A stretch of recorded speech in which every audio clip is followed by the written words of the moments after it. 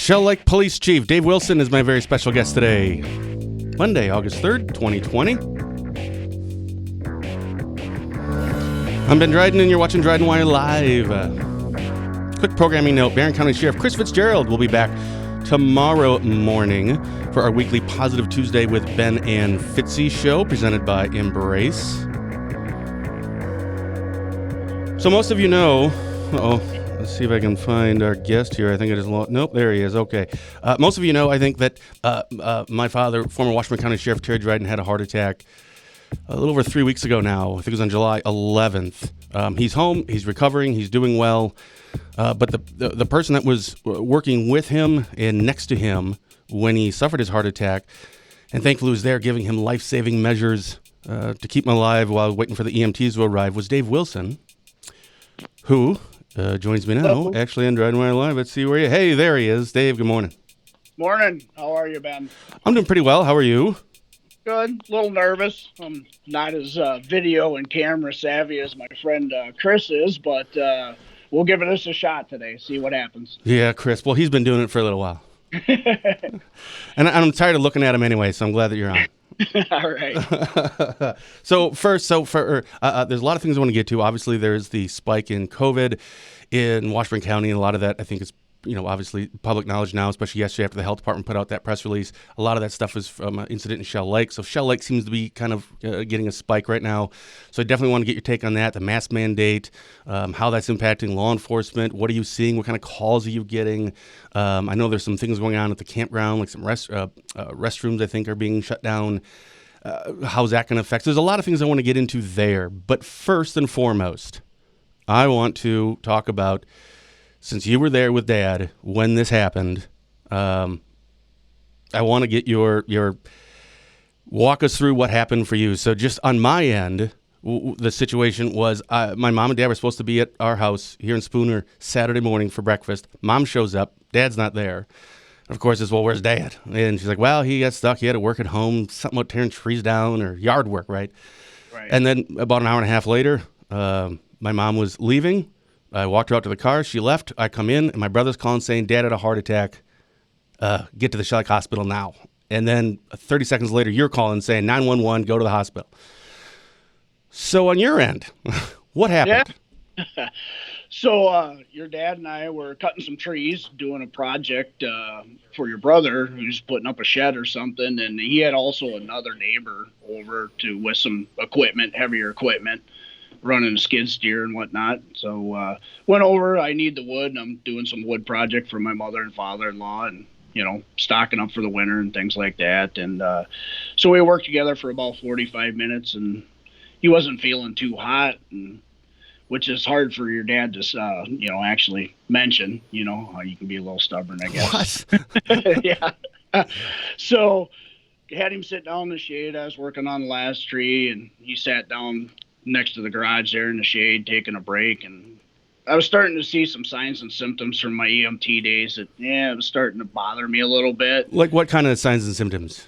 Well, he was doing the hunched over thing, kind of a little shortness of breath. His color wasn't right, a little shaky. So just relax, Terry, have a seat. I got this one. And I continued to work on the last tree, but I wanted to keep him in line of sight. Well, and then he disappeared on me into the garage. So I'm like, well, that ain't good. So what are you doing in here, Terry? Oh, I'm fine. And, well, you come be fine out here where I can see you. He's gassing up the chainsaw or whatever he came up with for an excuse. So I got him to come back outside and sit down. Oh, so he listened. So usually Dad, Yeah, getting your dad to listen sometimes is a little challenging. Yeah, you think? So I turned around, worked on the last limb I was working on, and I looked back over my shoulder, and unfortunately and scary a little bit, he flopped over, and, well, that ain't good. So ran over there and got him in a position to start working on him, and then I had to run to my car and grab the phone and call the Washburn County Dispatch. I just threw them on speakerphone with an open line and started CPR on him and started working your dad. And dispatch was wonderful. Got the other resources rolling. Called for a bird right away when I was still at the scene because I've been doing enough of these over the years that he was going to need transport by helicopter. So How long was it from when uh, you saw him upright till he hit the ground, and then until you were giving him CPR and life saving measures? oh, 20 seconds, Nice. something like that. And then, of course, until the ambulance crew got there to assist and take over, which they were great. Um, I haven't listened to the 911 tape on purpose yet. At some point in the near future, I probably will. But I'm Ooh. guessing 20 minutes that me and your dad had to have a conversation about things. So he wasn't allowed to die that day, not on my watch. So he didn't have permission. And that actually was the first thing you were at the hospital when I got there. That was the first thing you said to me. Actually, I pulled up and I go, and you were outside, and I gave you a hug, and you said, "Don't worry, Ben. I told him he doesn't have my permission to die today." And I just lost it right there. I mean, holy Yeah. cow. So did you know right away? I mean, obviously not an EMT, and I want to kind of get in a little bit about your time as an EMT, but there's probably a lot of reasons somebody a stroke or I don't know. Did you recognize right away? Hey, this is a heart attack. I mean, how do you know that right away? Well, I assumed that it was based on my training and observations, but I'm not a doctor. I'm not going to try to play one on TV. Mm-hmm. But all the signs and symptoms were there. So, profuse sweating, which was, you could argue that was because we were working on cutting trees and stuff. But Right. his color, the way he was hunched over while he was sitting, trying to, there was different things. It's like, okay, this ain't more than likely a cardiac episode of some sort. And so, yeah, I started working it that way, took his pulse. I could actually, when I was working on him, I knew exactly what was going on because I could feel through his chest. He was in fibrillation, which is when we were trained, they used to call it the bowl of jelly. Your heart's just kind of, it's trying to fire, but it won't, which is the purpose of defibrillators that we carry in squad cars and ambulance rigs and in their public places to get that shock, that rhythm back into doing what the heart's supposed to. I could feel that through his chest. So, which is actually, in a weird way, a good sign. It's when you don't feel that or you don't have that. Right. So when they finally got there with the defib machine with the ambulance crew, hearing shock indicated that's a good thing. When you hear no shock indicated on the machine, that usually doesn't end real well. So now, is it true? I've heard tell that maybe prior to Dad's heart attack that morning, there may have been some jokes about Dad having a heart attack that morning. I have learned the hard way. Don't joke about having to do CPR about a half hour prior to actually needing to do CPR. Yes. My wife reminded me I shouldn't joke about such things, but your dad was very concerned about your mom's raspberry bushes not being damaged on the falling of the trees and made a comment of, "She'll kill me if I ruin them. And then if I have a heart attack today, she's going to kill me." And says, "Well, don't have a heart attack. I'm just going to have to jump up and down on your chest with both feet until you tell me to stop doing it." Well, a half hour later, lo and behold, there you are. Here we are doing some CPR on your dad. So EMT, what was your training and your time as an EMT? Did that start back in the military? No, actually, well, it was during and concurrent with, after I got out of active duty Army. I was actually, back then you had to wait for police school. There was actually a waiting list, believe it or not, contrary to nowadays. And so I went to school in Eau Claire, and I said, well, I got to wait, and I was working down there, so let's take the EMT course in the early 90s. And got that knocked out and took care of the credentialing, waiting for the police science program. I'm just going to save some lives while I'm waiting to be a cop. No big deal. Right. Yeah, well, back then you actually did have a waiting list to get in school, and a lot of those positions, you had 200 or 300 applicants for one position, which is certainly not the case anymore. Mm-mm. So I did some EMT work at the volunteer service back up home during the summers when I go home and see Mom, and was around back up in Cornucopia, Herbster area, ran the ambulance there a little bit, and then ultimately when I finally moved to Shell Lake in the first part of 97, I started with North Memorial Ambulance Service, working part-time there to make ends meet and pay the bills and stuff like that. So, and I ran with that service for 11 years. So total years of 14 years as an EMT.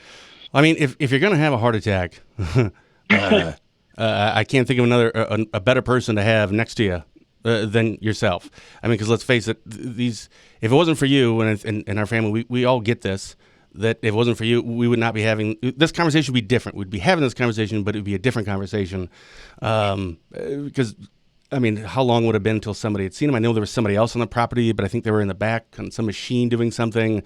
But no, the actions that you took, I mean, literally saved Dad's life. So, have you had a chance to talk to Dad since? I have. I talked to him a little bit while he was still in the hospital. From what I understand, his first call was to give me a call when he was able to do so. I spoke to him on the phone. That was a very good thing to hear. And then we messaged it when he started getting the ability to use the smartphone devices and stuff a little better. And then when he got home, I went over and visited with him and your mom, had a cup of coffee. Sat down and kind of reiterated some of the pieces of the sequence of events for him. Yeah, because I know he doesn't remember like any of it, obviously. Right. He's got a little short-term memory lapse of a window in there. Yeah.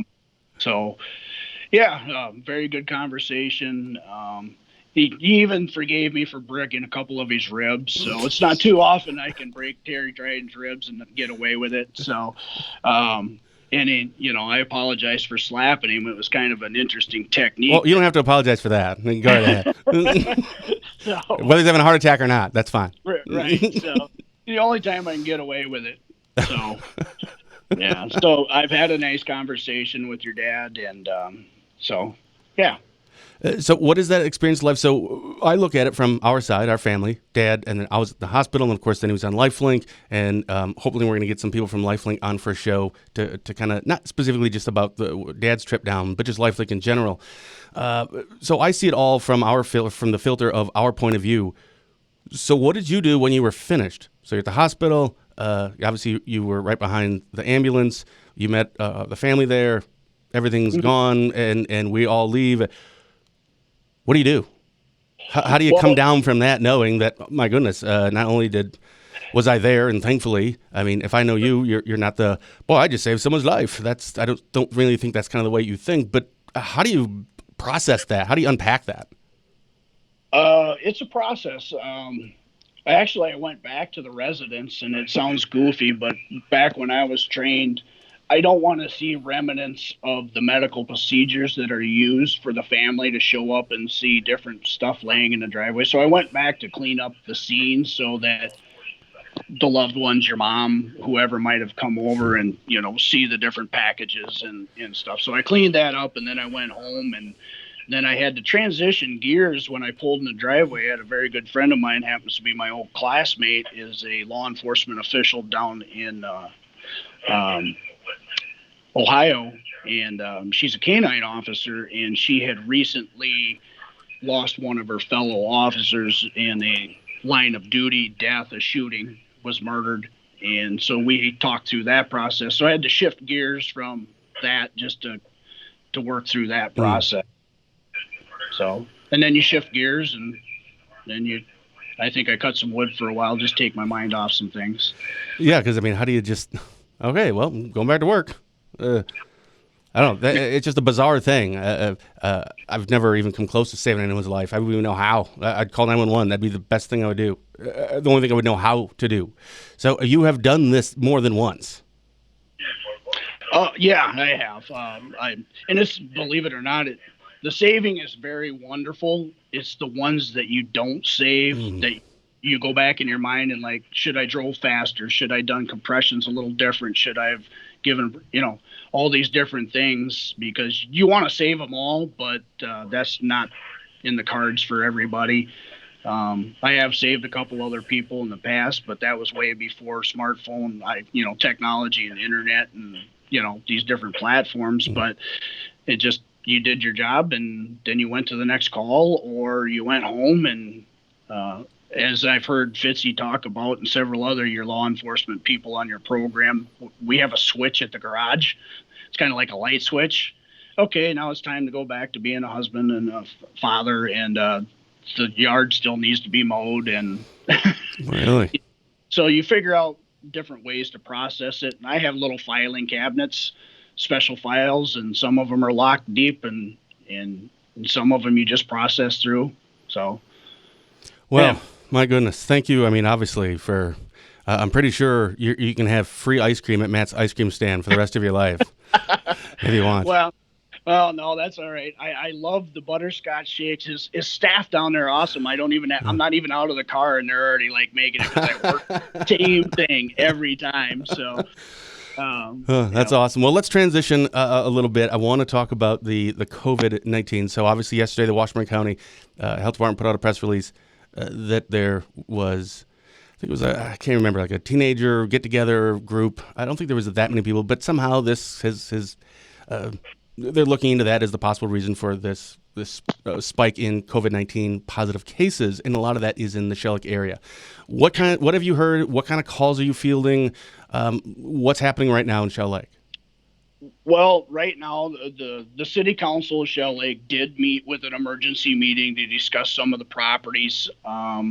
They have closed all the public campground or facilities, bathroom facilities. The campgrounds are open if you have self-sustaining units, i.e., your own bathroom in your fancy camper or RV or whatever. But the public restrooms are closed. So I actually took a call this morning already. The infamous question in my world: are you writing tickets under the governor's order? The answer is no, we are not, and that came after conferring with my city attorney, the district attorney's office, corporation counsel, public health themselves. I also spoke with the sheriff and got some input, made that decision that at this time it is not prudent to be issuing those citations, and this lies with the public health department, and they have their procedures in place. And of course, we will be a supportive role to encourage, good judgment, follow the guidelines of the Washburn County Health Department, things like that. But yeah, it's a routine question. If I don't get asked a half a dozen times a day about COVID, what we're doing about it, that's an easy day. Sure. So I'm assuming you already have had these calls, and if not, I would anticipate you getting all these calls now with the mask mandate of people seeing others without a mask on. Should they be calling you? Should they be calling the sheriff's office? I don't think most people have the health department on their, in their cell phone. Should they have that on there? I would recommend it be the health department, and that number is 715-635-4400. And they do an amazing job up there. They're working on contact tracing, getting proper information out. But the public health department is the contact for that concern. Our sheriff's department dispatch just simply cannot be fielding calls like that. Actually, that was the conversation I had with the sheriff, as well as the communications sergeant had gotten a hold of me. What is my position as the department, so that we can direct it accordingly to the right source, which is the health department. Sure. And we're working on trying to get additional resources and staffing for the health department so they can be more efficient in processing the contact tracing. That is a huge burden for the agency. So we're going to try to get those resources in place here very shortly to give them some beefed up staffing. I had need to take the call? No, I got it ringed over to my other officer. Oh, okay. So someone could be dying. You have another life to save. Hurry, buddy. Well, that's going to be the other Dave's job for a few minutes. You saved this life. It's your turn. I already did one. He's very good at it. So when I've seen, obviously, all the sheriffs, or most of the sheriffs, I don't think Fitzy had to put anything out because the Barron County District Attorney had said, yeah, we're not prosecuting those. But most sheriffs have stated something or made a statement in our area, and some of them had stated their opinions about it being constitutional and brought that up. Is your decision as a Shell Lake police chief to not, and after seeking counsel that you did, does it have anything to do with your views if this was constitutional or not? No, my views are based on the legalese, taking guidance from the three attorneys that I just mentioned. And I also receive, obviously, direct guidance from the Department of Justice, the AG's office, emails, law enforcement officials across the state. Sure. So I'm not going to do something that I don't have the lawful authority to do or would be inappropriate for me to do. And yeah, as far as all that other stuff, the courts determine constitutionality. I simply enforce laws. This current mandate is not a law. In the analysis, I do have a copy of the order. I've read through it several times, and it's clear that this is a public health concern at this. Yeah. Yeah, and I still don't understand why it's that difficult for people to just put a mask on. I really don't. I'm not for mask mandate. I'm not against it. I don't care. It doesn't really impact my life. Right. At all. And honestly, it's not even because of Evers. I don't care if it's, he's a politician. And he says, I don't care if he says 6 inches apart, 60 feet apart, wear a mask, don't wear a mask, put your left foot out and your right foot. You're a politician. You know who I'm calling? I'm calling Mike Schaefer, Spooner Health CEO. Right. Mike, should I be wearing a mask? Yeah. Should I wear it all the time? Yeah. Okay, done. That's all I need to know. I mean, and that's what we it. encourage people to do. Same thing. If you want to wear a mask, great, wear a mask. If you don't and you're adamant about it, then don't. But we're not going to be the people that are the quote mask police. Right. Use good judgment. Talk to the people, the medical providers. I've also spoken with Mr. Schaefer on this, doing my diligence in the background. I've also spoke to folks at the Shell Lake Hospital, spoke to public health. So yeah, we hope people make good decisions, but we're not going to be forcefully making that decision for them. That's up to them. Sure. Well, I think it's a question here. Dawn, does this mean he, I assume you, Dave, is not going to enforce seatbelt or minor drug possession? Those are actual laws. I'm sorry, I should laugh. That's just funny.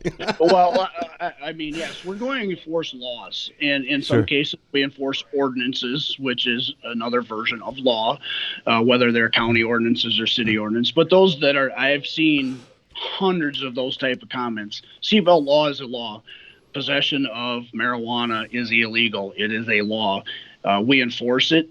If people don't like that, that's a legislative process. Right. Call your elected official. Right. Call your elected official. Yeah. I want to go back real quick about the campground thing. So just to be clear, because I was on a call for that emergency city council something meeting last Thursday or Friday, I think. And it was in person, but you could also do it on the phone. I got in a little bit late. I couldn't really hear pretty much anything. Right. But I caught a few pieces and parts. So I just want to be clear that the campground is currently open as long as you have a self-sustaining unit, right? That is correct. ATV campground, same thing? Same thing. It's just that the public restrooms are available. Okay. And then is there any plans right now or on an agenda that you are aware of to have this on another agenda to follow up with that in terms of the campgrounds? I am not aware of one currently, but it was stated at the last meeting that our regularly scheduled city council meeting in August would certainly potentially have some language that isn't posted, and certainly our city council and the office of the mayor and Mr. Ike, the city administrator, if they deem that they need to call another special meeting as this fluid situation changes to address anything, that they would certainly be able to do that. And call those meetings. Sure. Now back to the restroom. So I was, in the time that I was on, I heard my brother on there, Matt. He had expressed a concern that the closing the restrooms, the bathrooms, means that the people that are at the beach, because the beach is still open, right? Right. Means swim at your own risk and blah blah. But it's still open. Correct. That now that there isn't a bathroom down there. That now these individuals are essentially forced to go up to the local businesses to use restrooms, which I think his concern that he was saying, from what I could hear anyway, was the spread of, obviously, with COVID. A lot of people do go to the Shell Lake Beach that aren't Shell Lake residents. They come from another county or another city outside of Shell Lake, and they go, and they never actually go up into the city, but now they're going to have to go in the cities, so it's putting a lot of these businesses and a lot of the citizens of Shell Lake at risk. That's what I had kind of taken away from that. Is there any potential chance that you know of having at least one of those bathrooms still open, or is there any concern from your roles as Shell Lake police chief in how that transition is going to happen, how all these people coming up into Shell Lake?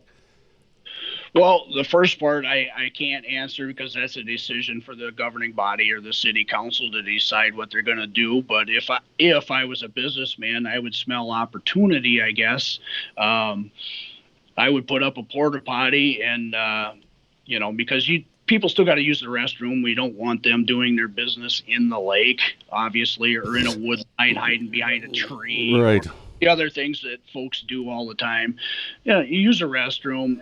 As far as my world as enforcement, no, I don't see that. But the opportunity to throw up a porta potty and maybe they'll, sell an extra ice cream cone. And I think Matt's actually putting one up, believe it or not. I really do.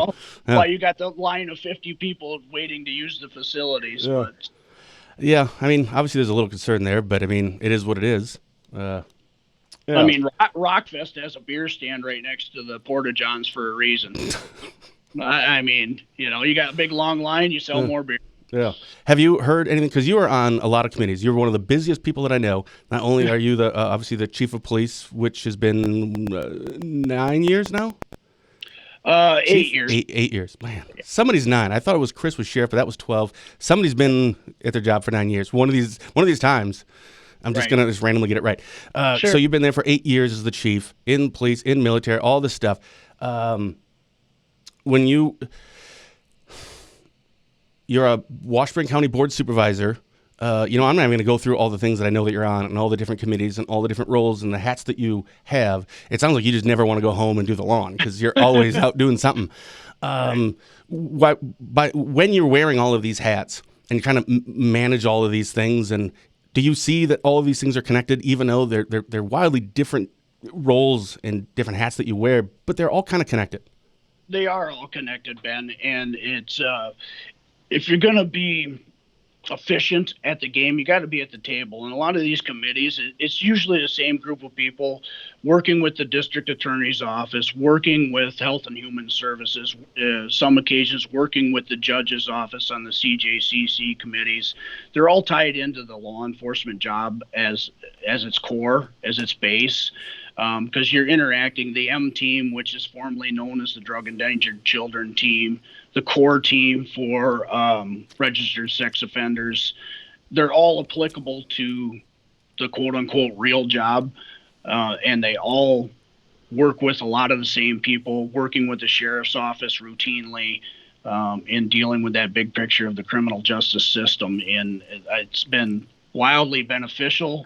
You stay informed from all these other sources. You network with these people.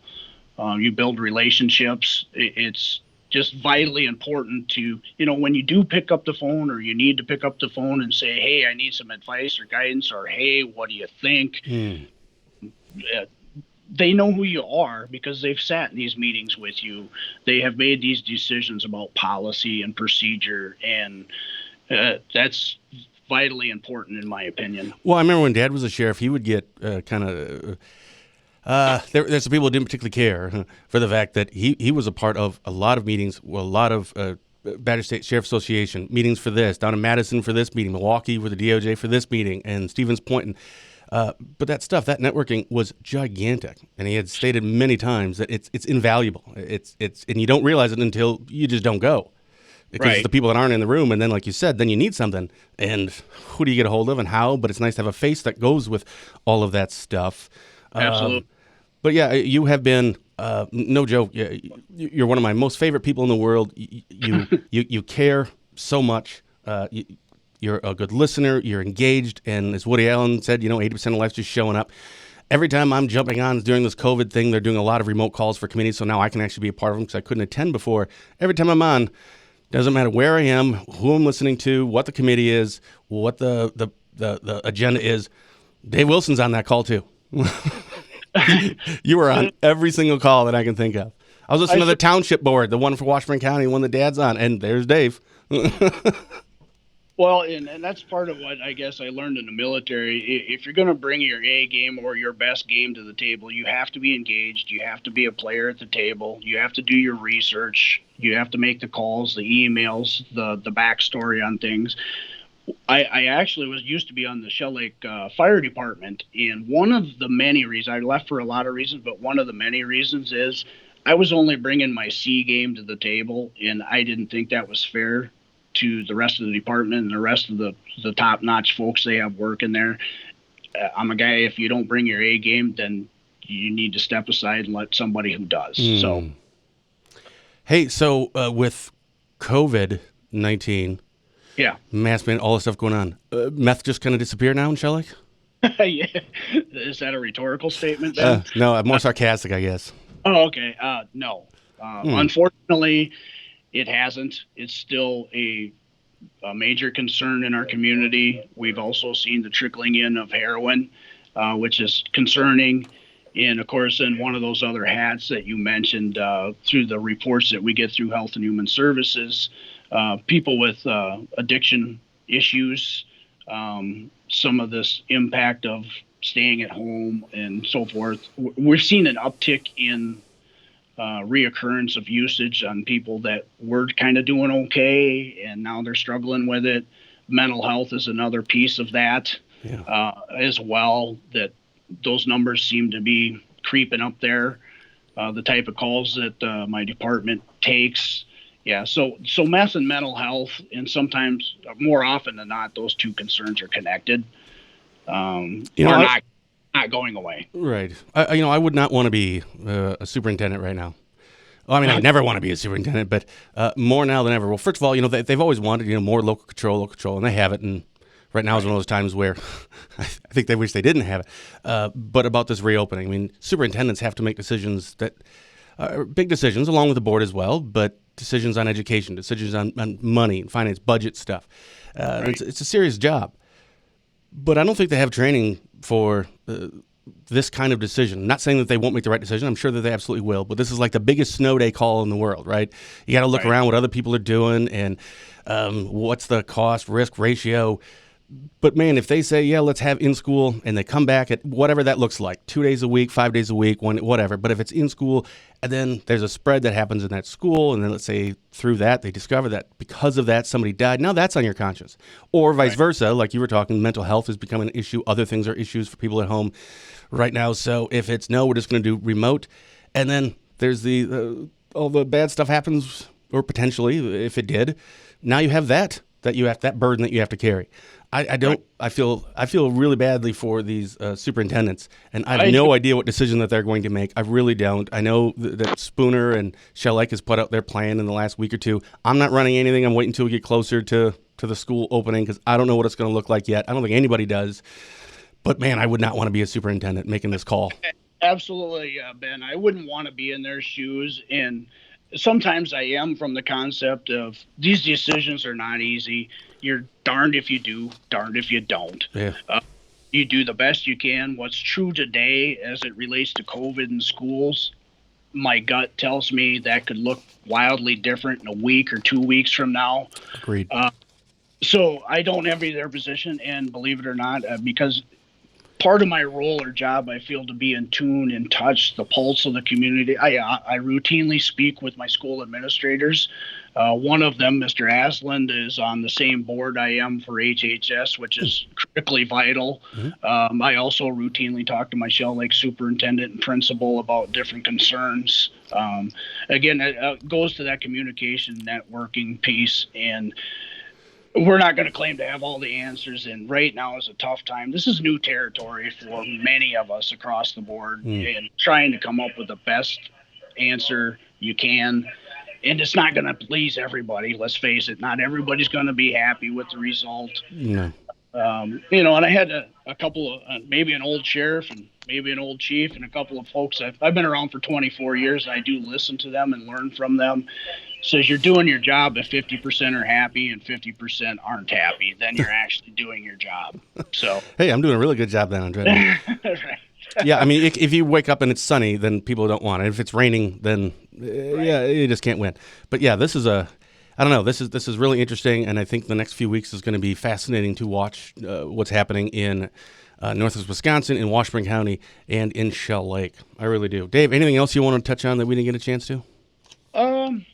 No, I think we covered a lot, and I love your other guests. They cover a lot of some of the things that I would have said in the past. It's interesting. We've been kind of trying to have this format off and on, and we're busy folks and a lot of different things. But we've been trying this since about March. Yeah, I think we've had to cancel twice. Well, now last Monday you're going to on, and that one was my fault. I had a gout flare up, and my left knee, it was like a balloon, and my foot, it was horrible. So that was on me. But yeah, but let's do that. You can come on anytime you want. That's just the you saved my dad's life. You can be on. We can do one every day if you want. But Fitzy looks so much better on camera than I do, and he does it so much better. I mean, it must be a special sheriff kind of thing. No, I got a hint for you. Don't tell anyone though. It's makeup. It's always that what it is. Gobs. Okay. I mean, it's like a ton. But like 10 minutes before we start, he's just loading on all this makeup. That's what it is. I'm telling you.